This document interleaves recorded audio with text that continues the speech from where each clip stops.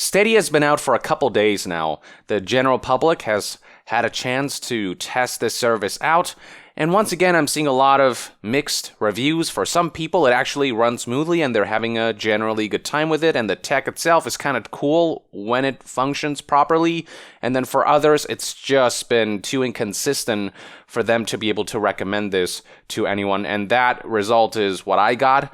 Like in my laptop, weirdly, it works pretty good, but then on TV and then on my beefy PC, there's just enough of that input lag or enough stutters where I'm like, nope, I wouldn't recommend this. So it's just bizarre. And then layer this unreliability on top of the business model of not only charging for subscription to get 4K, but also charging for games individually, and you've got a service that just doesn't know its audience, that is very tone deaf about the business model that they're pursuing here, whereas Project xCloud, they seem to be on the right track.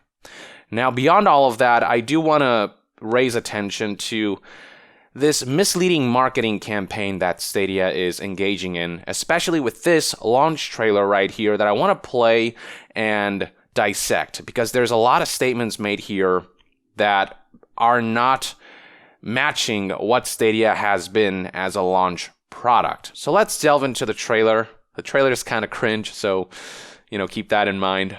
But mainly I just want to focus on the messaging of this trailer, which doesn't convey things in a way that I feel is transparent. So let's begin. Hi, I'm looking for... Stadia? What? What's Stadia? Stadia is only the newest, most logic-defying, mind-bending, absurd gaming platform on Earth! It's just streaming. That's all it is. It's like Netflix, except games are running in a server and then beaming the images to your computer or your screen, your smartphone, or your TV.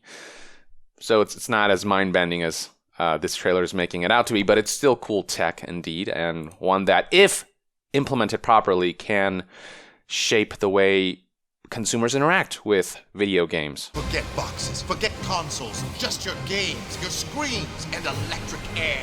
And this... Okay, so forget consoles. On some level, I guess that's true, but the problem right now with Stadia is that to get the best performance out of it, you need Chromecast Ultra. You can play on Chrome, but the problem is that Chrome is capped at 1080p, and then you can play on mobile, but the problem is only Pixel devices will allow you to play Stadia on mobile. Down the line, maybe they'll improve the service so that even when you launch on Chrome or when more devices support Stadia, you'll still be able to have a good experience, but right now, without Chromecast, you're kind of missing out a little bit. Electric air is Stadia. Unlike consoles, Stadia doesn't take up any space. That's the idea, but with the Chromecast Ultra, it does take up a little bit of space, but it's certainly not the big box that PlayStation 4 or Xbox One is, so there is that. But in its current state, to get the best out of Stadia, you need that little box. You need the Chromecast Ultra to get 4K, surround sound, HDR, all of these things. It makes no noise. It has no smell. Watch. Go find Stadia, boy. Don't worry. You'll never find it. Weirdly, he talks about how it makes no noise and it doesn't have a smell, but with the Chromecast Ultra being something that's a bit of a necessity right now, there are reports of Chromecast Ultras overheating. They'll be playing and things are running fine, but then when the Chromecast Ultra overheats, it shuts down, and that interrupts gameplay. So it reads right here, Chromecast Ultra overheating. I was in the middle of a fight in Destiny 2 when suddenly my Chromecast died and lost connectivity to the network. I went to unplug it from the power and it was extremely hot. Has anyone else experienced overheating with the new Chromecast Ultras that come with the Founders Edition? I hadn't seen other posts about that. And then there are plenty of users right here. So this reads, mine has overheated and shut off twice now. And then this other user said, yeah, mine just did it a second time as well. This is a huge problem for any sort of MMOs or anything that requires long play sessions. Now, Google did respond to this thread, but the response they provided essentially says, no, that issue doesn't exist, even though multiple people have reported that the issue is quite prominent. So this reads, thanks for bringing this to our attention. We know any sort of heat on a device can be worrisome, but we can confirm there is no thermal overheating issue with Chromecast Ultra. During normal usage, like watching cat videos on YouTube, the surface of the device may get warm to the touch, but this is working as designed. The team has done extensive testing on the hardware, services, and games. This includes tests of long Stadia play and video sessions, and have not seen thermal shutdown problems. So Google's basically saying we haven't experienced those issues, ergo the issue doesn't exist and we're not going to help you with that problem, which is a pretty bad way to reply to people reporting potentially an issue that Google might have missed in their testing. Okay. You can play Stadia with this. Stadia likes to party. 4K. Okay, 4K 60 FPS. That's something that they shove in your face in this trailer, and something that Google has touted as this great feature for Stadia, where instead of having to buy a console, Google takes care of the hardware side of things with their powerful server so that all games run at 4K 60 FPS, and all you need from your end is a good internet speed connection that can support 4K 60 FPS streaming. Except this is entirely false. This isn't the case at all. So for certain games like Bungie's Destiny 2, that is capped at 1080p 60 frames per second no matter where you play it. Even on Chromecast Ultra with Destiny 2, you're only going to get 1080p. With any games played on the Chrome browser, you're always going to get 1080p because Chrome currently does not support 4K resolution, nor does it support features like HDR or 5.1 surround sound. Another game that a lot of people have pointed out is Red Dead Redemption 2. That game runs 1080p on Chrome because, again, Chrome currently is only limited to 1080p, and then on Chromecast Ultra, it only runs at 1440p 30 frames per second rather than the touted 4K 60 frames per second. So them throwing 4K 60 FPS in our faces like this is false marketing outright. This just isn't true, at least not yet. And so long as 4K 60 FPS isn't consistent across the board on Chromecast Ultra and Chrome devices and on mobile devices, and so long as they're charging money for 4K, keep in mind that Stadia Basic, the free version, where you still have to purchase games individually, but don't have to pay for a subscription, will max out at 1080p. To get 4K, you need to pay, here it is, $10 a month to get resolutions up to 4K. But when you're not getting 4K resolution for a lot of these games, they shouldn't be charging $10 a month. And they certainly shouldn't be touting 4K 60 FPS in their marketing material until this is consistent. 4K 60 FPS. Okay, so that right there is a false statement. Stadia has the games you are looking for. This is plain and simply not true. Stadia originally began with 12 launch titles, and then that got bumped up to 22 after the criticism surrounding such an abysmal launch lineup.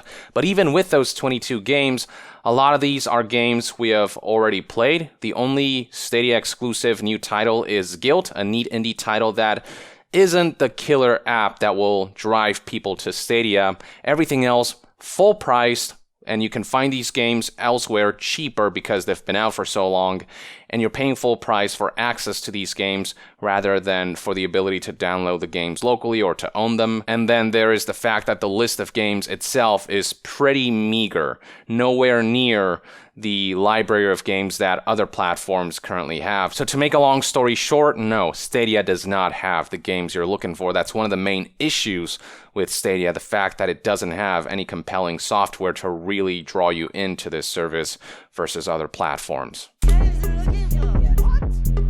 He'll show us. Yeah, what? That is indeed how I reacted when I first saw that statement on this launch trailer. 4K 60 FPS. With Stadia, you can go virtually anywhere. Live anywhen. This is amazing. Play with any who. So we're inside a game. I think I know that guy. Gary! Stadia is gaming for free-range humans. Gary! Stadia travels across screens. Gary! So play with anyone, play with any who. The problem with that statement is that if you look at the list of missing features for Stadia, you'll see that a lot of features Stadia promised in terms of integrating unique ways for players to interact with each other in games, like Stream Connect, which allows one player's Stadia viewpoint to be integrated with another player's stream, State Share, which lets users share save files via links, and Crowd Play, which allows for quick jump-in multiplayer through a YouTube stream, and Family Sharing, which lets you buy a game once and share it with accounts held by family members. All of these different features are completely absent. Now, there is basic multiplayer, but with games like Destiny 2, for example, there are so few people playing Destiny 2 on Stadia that it's a legitimate struggle to find other players in modes like PvP. And because Stadia can't cross-play with other platform sessions, that means that you're isolated to the Stadia user base, which is currently very small, and so you can't really play with everyone who owns different consoles. There's cross-saves in Stadia. You can transfer your data from your other Destiny 2 play sessions into Stadia and continue your progress, but you cannot play with other people on other platforms. So there are plenty of limitations right now, plenty of features that are missing that don't fully allow you to interact with other players as originally promised. Gary! Stadia travels across screens. Gary! Now, this is actually true. I've tested this, and it's actually pretty impressive how quickly you can just move from PC to TV to laptop. I've tested that, and that works really flawlessly, but the problem is that depending on which screen you're using or which platform you're using, which hardware you're playing Stadia in, the quality will vary, the quality of the images. So again, 1080p on Chrome, so when I play on PC, the image quality will be lower because Chrome doesn't support 4K currently. And then with Chromecast Ultra, it does support 4K and plays games better with less latency issues and less stutters, but there is that little console you're being limited to. And then if you want to play on mobile, you need a Pixel device, which I don't own, so I can't just seamlessly switch my play session to mobile. There are still plenty of restrictions that make the switching of screens not a smooth experience, or not as smooth or as seamless or as uncompromising as it should be. No downloads, no updates, no waiting. Stadia bends time and space to take you straight to your game. So that's actually true. There are really no downloads and updates you have to worry about because that's all taken care of by Google and their servers. So when I first got Stadia Founders Edition, when I got my access code, I set up my account and then I claimed my free Destiny 2 Collector's Edition game. All I did was hit play and I was instantly in the game, which is certainly new. You know, with PC or consoles, I usually have to wait like an hour to download a game of that magnitude, but with Stadia, I could just dive right in. It was certainly a very neat convenience, but whether that is worth sacrificing the quality of the gameplay experience and the visual fidelity, well, yeah, I don't think that trade-off is currently worth it. So Stadia's the pencil! Technically, this is Stadia. Stadia's streaming pipeline leverages decades of Google research. Is that a dog? He actually found it. Stadia is the games you're looking for! Stadia is so impossibly mind-bending, so free to move from screen to screen, so not dependent on downloads or updates. It's like nothing. Nothing you've ever played games on before! Unthink the things. It's just a whole lot of noise, a whole lot of flash. Free your mind at the one place for all the ways we play. Stadia! And that's pretty much the trailer. Wow. There's one final bit here. Stadia? Yeah, so that's the trailer. Pretty silly, pretty weird and psychedelic. Free your mind at the one place for all the ways we play. At the one place for all the ways we play. That would be true if Stadia supported more devices, and if all devices supported Stadia's key features like 4K HDR and 60 frames per second, and even if in the best conditions, games like Destiny 2 and Red Dead Redemption 2 with the powerful servers and hardware on Google's side ran full throttle, 4K 60 FPS as promised, but that's not the case. So currently, you'd be better off playing on other platforms that play these games without hitches, without stutters and input latency and lag and any of these problems that game streaming can currently cause, and without any of the compromises when it comes to visual fidelity and frame rates. So it's just Stadia. The problem right now is that it's a worse experience, and the monetary value of it doesn't make up for that, for the compromises that Stadia currently has. If it were the Netflix of video games, if it offered a huge library of games for a reasonable subscription fee, then maybe I'd be willing to look past some of the current Stadia issues. But because of the kind of money they're charging for this, making you buy games individually, and then because of the marketing here, touting 60 FPS and all these things that are not true, all the games that you want are here, etc. And because this is being treated as a final product, even though it's more of an early access status right now, because of all of these factors, a lot of these drawbacks I cannot overlook, and then the false marketing here I can't just not talk about. Until your product is fully ready and has fully implemented the features touted in this trailer, you can't just go around screaming them in people's faces and selling this like the best thing ever. And this trailer doesn't mention anything about internet data caps and lofty internet requirements, especially for the average Joe. While a lot of gaming enthusiasts probably have decent internet speed, the average person in the United States and other countries around the world don't have super high-speed internet or the internet speed required to stream games at 4K 60 FPS. As for how Stadia has performed in terms of sales, well, in a previous video I talked about how one of Jason Schreier's sources relate to him that pre-order sales were well below expectations, and we can get an idea for just how many units and Founders Edition Stadia pushed based on this article right here from PocketGamer.biz. The headline reads, Google Stadia's mobile app has been downloaded 175 times across the board. So it reads right here, the numbers provided by analytics firm Sensor Tower confirm that US residents made up nearly 42% of the new game streaming service, equaling to 73,000 downloads. Though Stadia launched on November 19th, the Google Play app was made available on November 5th, and the App Store version became accessible on November 12th. During this time, 159,000 installs, or 90.7%, originated on Android, and the remaining 16,300, or 9.3%, was picked up on iOS. So you need the Stadia app to set up Stadia. The fact that the app has only been downloaded 175,000 times indicates that Stadia probably sold roughly this many units. And this can actually be confirmed if you check out the Stadia listing in the Google Play App Store.